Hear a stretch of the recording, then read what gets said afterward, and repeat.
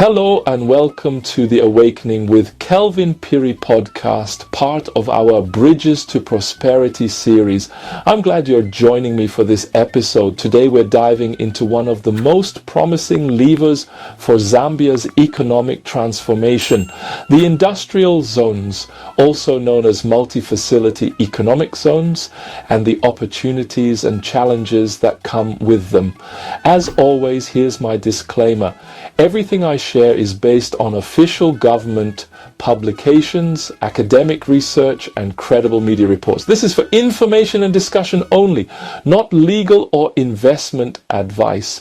What are multi-facility economic zones? So what exactly are these zones? A multi-facility economic zone, or MFEZ, is a designated area where industries can operate in an environment already equipped with supportive infrastructure like roads, water, electricity, and in some cases customs facilities. These zones come with incentives such as tax breaks, reduced import duties, and simplified licensing.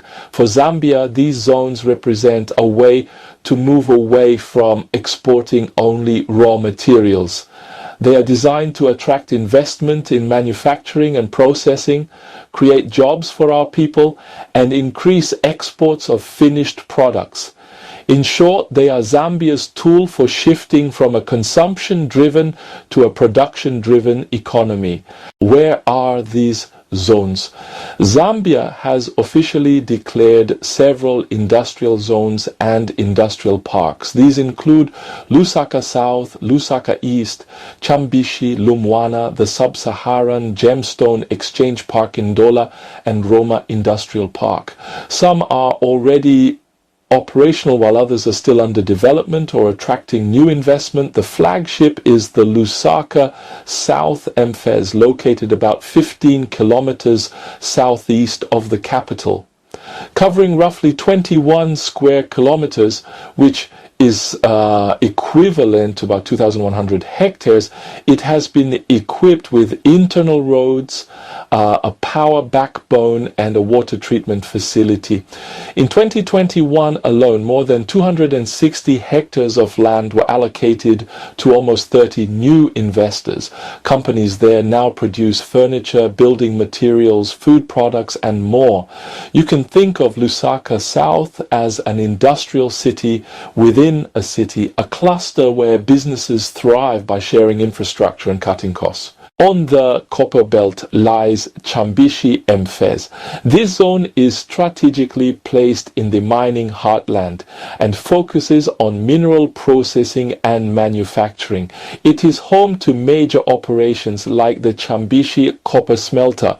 Instead of simply exporting copper cathodes, firms here are producing cables, rods, and other finished products. It is a step toward Zambia keeping more of the value from its copper rather than exporting it raw. Moving to the northwestern province, we find the Lumwana MFEZ near Solwezi. This one leverages proximity to major mines, but is also designed to promote agro-processing, hospitality, and light manufacturing. Solwezi is one of the fastest growing towns in Zambia, and Lumwana's zone is expected to help guide that growth in an organized way. Near Kenneth Kaunda International Airport sits the Lusaka East MFEZ, developed by the Zambia-China Economic and Trade Cooperation Zone. It is planned as a hub for agro-processing, building materials, pharmaceuticals, and logistics. Its location makes it ideal for exports of perishable goods such as flowers, vegetables, and medicines. In Ndola, The Sub-Saharan Gemstone Exchange Industrial Park is being built to strengthen the gemstone value chain by formalizing cutting, polishing and marketing of stones locally rather than sending them abroad unprocessed. Roma Industrial Park in Lusaka adds another space for light manufacturing and services. Some reports mention plans for a Kasumbalesa MFEZ at the border with the Democratic Republic of Congo, though it is not always listed among the officially declared zones. What is clear is that Kasumbalesa already functions as a major trade and logistics hub with thousands of trucks crossing daily. Whether or not it is an officially declared zone, the opportunities there for warehousing, packaging and cross-border trade are enormous.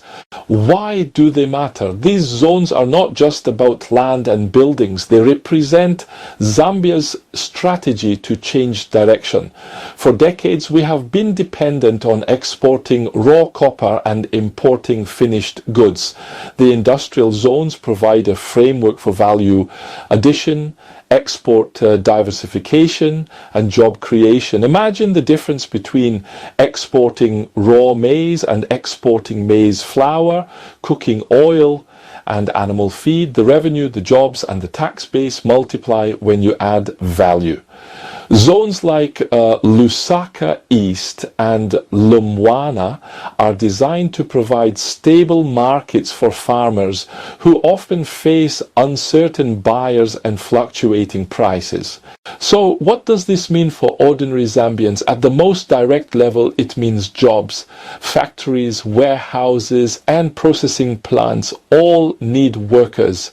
These jobs will range from engineers and machine operators to drivers, cleaners and office staff. Entrepreneurs outside the zones will also find opportunities.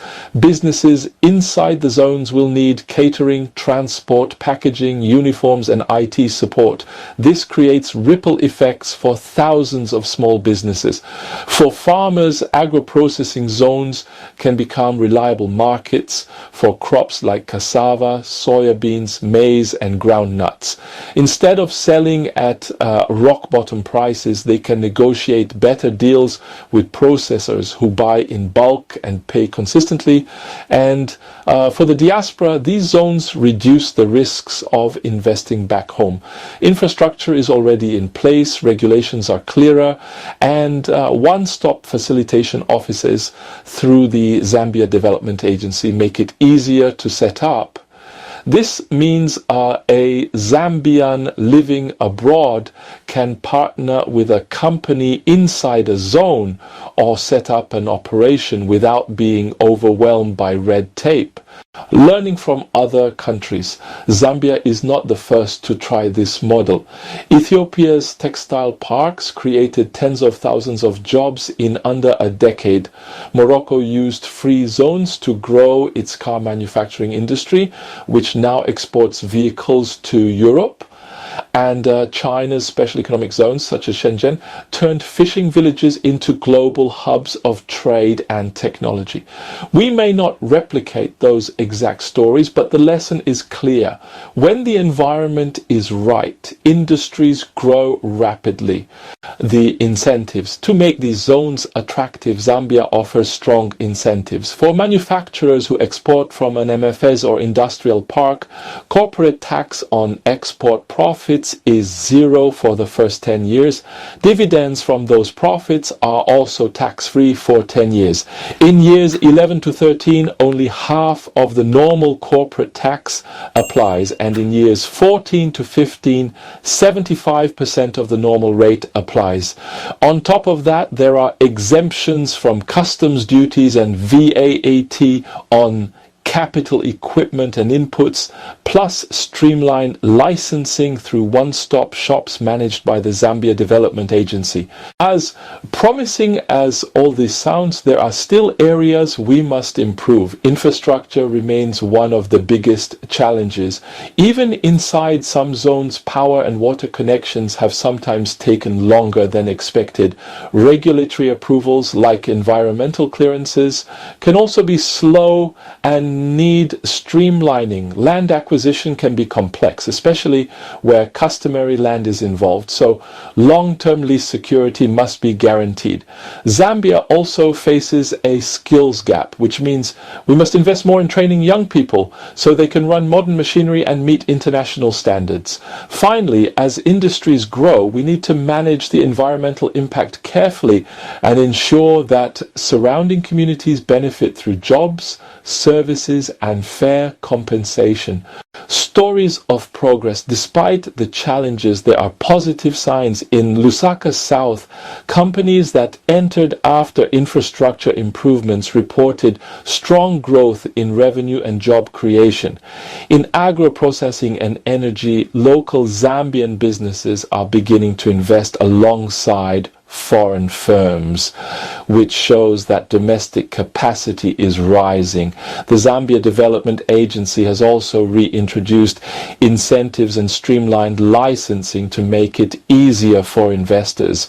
All this points to a government that recognizes both the potential and the weaknesses of the system and is working to strengthen it. What needs to be done? Looking forward, Zambia must continue improving infrastructure in and around the zones, ensuring that power, water, and internet connections are reliable. Regulatory approvals should be faster and more transparent. Skills development through vocational training and apprenticeships needs to be scaled up so that young Zambians can take on industrial jobs. Incentives must remain predictable and stable so investors can plan for the long term. At the same time, environmental regulations must be enforced, and local communities must benefit, whether through jobs, infrastructure, or fair land compensation. Small businesses, women-led enterprises, and youth entrepreneurs should be supported to integrate into the supply chains created by the zones. Industrial zones in Zambia are more than fenced industrial parks. They are centers of hope, places where Zambia can finally break the cycle of exporting raw materials and depending on imports. If managed well, they can become engines of job creation, value addition, and regional trade. For young people, entrepreneurs, farmers, and the diaspora, there is opportunity here. But success will depend on how well we prepare, regulate, and include everyone in this journey. Thank you for joining me on the Awakening with Kelvin Phiri podcast. If you found this episode useful, please share it with a friend and subscribe so that together we continue building bridges to prosperity.